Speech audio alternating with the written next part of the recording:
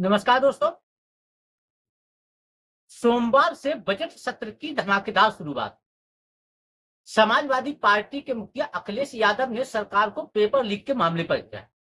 पहले आप सुन लीजिए कि उन्होंने क्या कहा। सरकार किसी और का रिकॉर्ड बनाए ना बनाए, लेकिन पेपर लीक का रिकॉर्ड जरूरी है सरकार बनाएगी।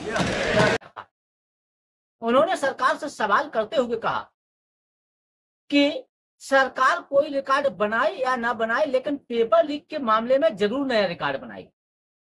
उनकी बात का जवाब देते हुए शिक्षा मंत्री धर्मेंद्र प्रधान ने कहा कि पिछले 7 साल में कोई पेपर लीक ही नहीं हुआ है, इसके कोई साक्षी नहीं है। लेकिन उन्होंने ये भी कहा कि इस पर कार्रवाई भी हो रही है और मामला सुप्रीम कोर्ट में है। अब समझ में ये नहीं आ रहा है कि जब पिछले साल से कोई पेपर लीक ही नहीं हुआ है और इसके कोई साक्ष्य ही नहीं है, तो फिर इस पर कार्रवाई क्यों हो रही है? और फिर शिक्षा मंत्री किसको बेवकूफ बना रहे हैं? क्या उन छात्रों को जो पेपर लीक मामले का दंश झेल रहे हैं, या देश की जनता को बेवकूफ बनाने का काम कर रहे हैं? वहीं राहुल गांधी ने भी इस पर सवाल खड़ा किया। उन्होंने तो पूरे एजुकेशन सिस्टम को ही फ्रॉड बता दिया।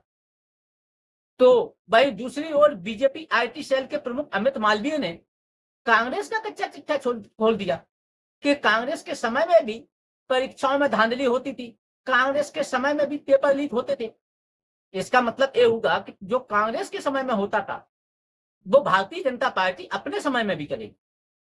कांग्रेस ने तो एक समय इमरजेंसी भी लगाई थी, तो आप भी देश को बंधक बनाकर के इमरजेंसी लगा दीजिए। वहीं मंगलवार को वित्त मंत्री निर्मला सीतारमण ने मोदी 3.0 का बजट पेश किया, जिसमें उन्होंने अपनी 2 बैसाखियों को साधने का महत्वपूर्ण काम किया है। और ये 2 बैसाखी कौन है? पहली तो है जेडीयू के मुखिया नीतीश कुमार और दूसरे हैं टीडीपी के मुखिया चंद्रबाबू नायडू। नीतीश कुमार पिछले लंबे समय से बिहार के लिए विशेष राज्य के दर्जे की मांग कर रहे, लेकिन केंद्र सरकार ने उनको मना कर दिया था। अब एनडीए गठबंधन में नीतीश कुमार और चंद्रबाबू नायडू ये 2 सबसे बड़े चेहरे, लेकिन बजट के बहाने इन दोनों को साधने का प्रयास किया गया।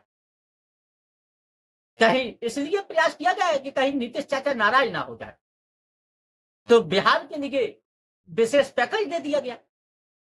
वही दूसरी ओर जो टीडीपी के सांसद राममोहन नायडू हैं, उन्होंने तो यहां तक कह दिया कि चंद्रबाबू नायडू और प्रधानमंत्री मोदी की जोड़ी फेविकोल की जोड़ी है, जो टूटे से भी ना टूटे।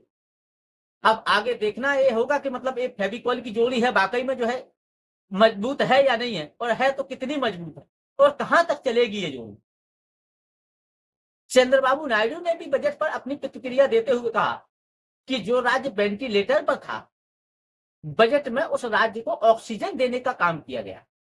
यानी कि बजट के बहाने इन 2 राज्यों को साधने का पूरी तरीके से प्रयास किया गया कि कहीं ये 2 बैसाखियां जो एनडीए गठबंधन में सबसे महत्वपूर्ण रूप से लगी हुई हैं, कहीं नाराज होकर के बाहर न चली जाए।